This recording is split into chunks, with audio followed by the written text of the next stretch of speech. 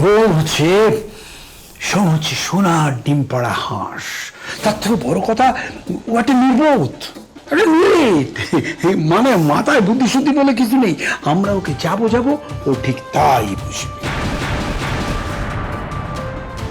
কাজেই এই নির্মাণ লোকের কাছ থেকে লাখ লাখ টাকা হাতিয়ে নেওয়ার সুযোগ, এটা তো আমরা ছাড়তে পারি না। কি বলো বলো, আমরা ছাড়তে পারি? বলো বলো। না গোড়া, দেখো তুমি এত লোভ করো না, একটু রয়ে শুয়ে চলো। এই তোমার লোভ করতে গিয়ে তোমার ওই সোনার ডিম পাড়া হাঁসটা যদি উড়ে যায়, তখন তুমি কি করবে বলো? হ্যাঁ, তোমার একুলো যাবে, তোমার ওকুলো যাবে। তাতে বরং আমি বলি কি, যে জানু তো সোমেদের বাড়িতে যাতায়াত করে, তাই না? ওই বাড়ির সবাইকেও চেনে, কে কিরকম। জানু যেরকম করে বলছে সেইভাবেই চলো। কি বলিস জানু?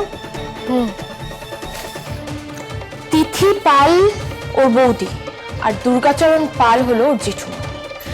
এই দুজন মিলে আমার এগেইনস্টে কন্টিনিউয়াসলি কনস্পিরেসি করে যাচ্ছে।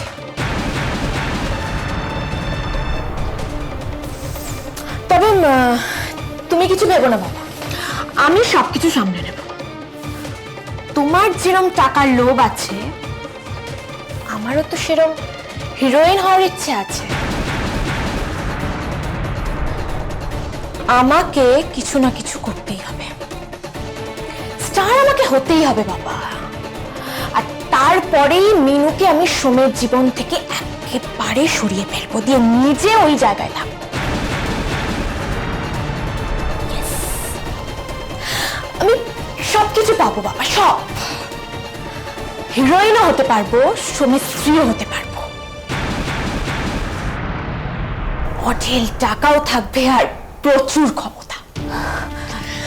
জানু, ও জানু, তোর আকাশ কুসুম কথায় তো আমার ভীষণ ভয় লাগছে রে। আমাকে কে কে ওখানে? হ্যাঁ, কে?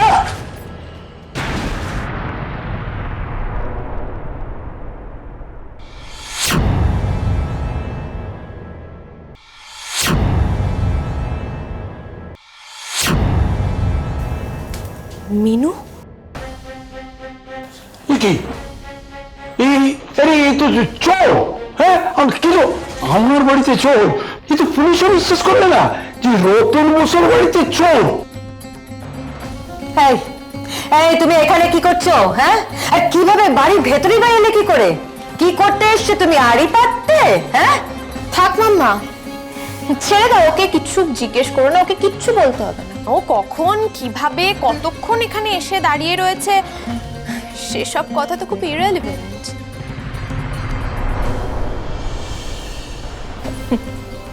আসলে ও আমার উপর টিকটিকিগিরি করতে এসছে। তা মিনু, এই শার্লক হোমস, মিস মার্পল এসব করতে তোমাকে কে বলেছে? তোমার জেঠুমনি নাকি ওই তিথির শয়তান? জাহ্নবী, গুরুজনদের সম্মান দিয়ে কথা বলতে শেখো। হতেই পারে ওনারা তোমার কোনো ইচ্ছে হয়তো পূরণ করতে দেননি, কিন্তু তাই বলে কিন্তু ওনারা তোমার অসম্মানের নন। অবশ্য সম্মান আর অসম্মান এই দুটো কথা বুঝতে গেলে না, তোমাকে সবার আগে বুঝতে হবে সম্পর্ক কাকে বলে। তোমার কাছে তো সম্পর্কের কোনো মূল্যই নেই। যার নামে তুমি শীতেতে সিঁদুর পরে নাও, ঠিক তার বিরুদ্ধেই তুমি তোমার বাবার সাথে ষড়যন্ত্র করো। পরিকল্পনা করছো কিভাবে সেই মানুষটার ক্ষতি করা যায়। এটা তোমার ভালোবাসা না? এই তো তোমার মা দাঁড়িয়ে আছে, তোমার মাকে জিজ্ঞেস করো না, তোমার মা কি কখনো পারবে তোমার বাবার ক্ষতি চাইতে? জিজ্ঞেস করো। একদম চুপ মিনু, আর একটাও কথা বলবে না।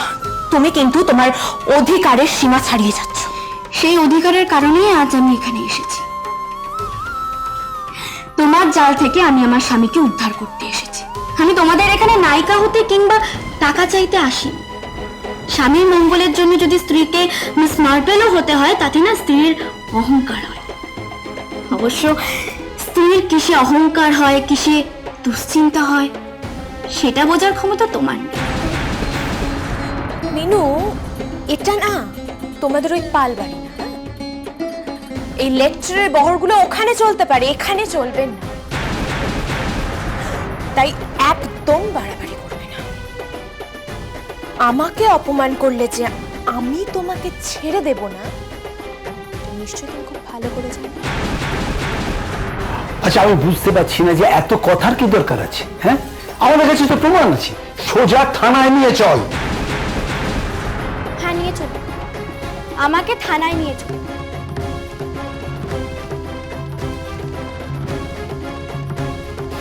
তবে প্রমাণ কিন্তু আমার কাছেও আছে। আপনারা কি কি ভাবে ওর ক্ষতি করার চেষ্টা করছেন, ঠিক ওর বিরুদ্ধে কি কি ষড়যন্ত্র করছেন, সবকিছু কিন্তু এই যে এই মোবাইলে আছে। এটা শুধু আমি পুলিশকেই নয়, ওকেও দেখাবো। ও তখন বুঝতে পারবে আপনারা আসলে কতটা বিষাক্ত। সত্যি কথা বলতে কি, এতদিন না আপনাদের উপর একটা মায়া পড়ে গেছিল। ভাবতাম আপনারা অসহায় দরিদ্র, তাই হয়তো এমনটা করে। আর জাহ্নবী, আমি তো ভাবতাম তুমি ভালোবাসার জন্য এসব করছো, কিন্তু আসলে তা নয়। এটা তোমাদের স্বভাব। সাপের বিষ বেশি হলে যেমন সাপ কলা গাছের গায়ে ছোবল দিয়ে তার বিষটা কমিয়ে ফেলে, তোমরা তিনজনই ঠিক তেমন।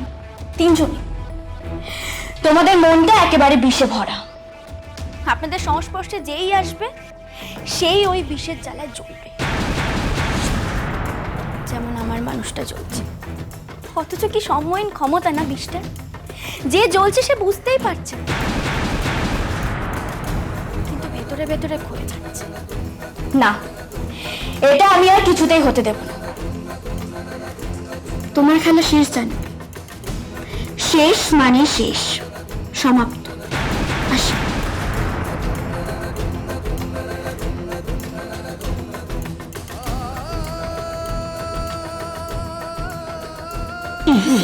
এটা তো কি করলি, কি করলি? ওকে তুই আমি জিতে দিলি, এবার কি হবে? সকাল হয়ে যাবে তো।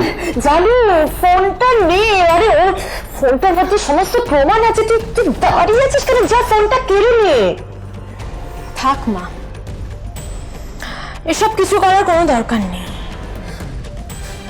আরে ওই মিনু নামক মেয়েটার কাছে তো কিছু অন্তত এসছে, কিছু তো হাতে পেয়েছে। ওই সামান্য ফোনে কিছু কথা থাকতে দাও, ওর কাছে থাকতে দাও। কয়েকদিন ওই ফোনটা নিয়ে একটু নাড়াচাড়া করুক। হ্যাঁ, নিজেকে মহান কিছু ভাবুক, শার্লক হোমসের থেকেও বেশি কিছু ভাবুক, জোর গলায় বলুক সব শেষ, সমাপ্ত।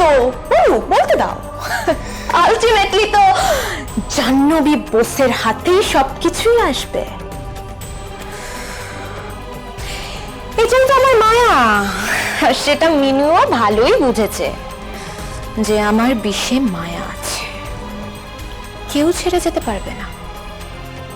সব টেনে নিয়ে আসবো, ওই মোবাইলটাকেও।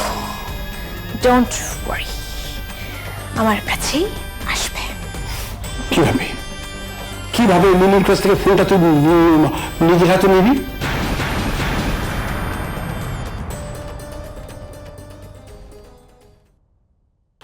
হ্যাঁ কার্তিক দা, অবশ্যই অবশ্যই। তুমি তাহলে আমাকে সব খবর এনে দিও। হ্যাঁ, সোমকে কি আজই সব? না না মা, ওকে আমি এখন কিচ্ছু বলবো না, পরে ওকে সময় মতো সবটা জানিয়ে দেবো। বাজলো তোমার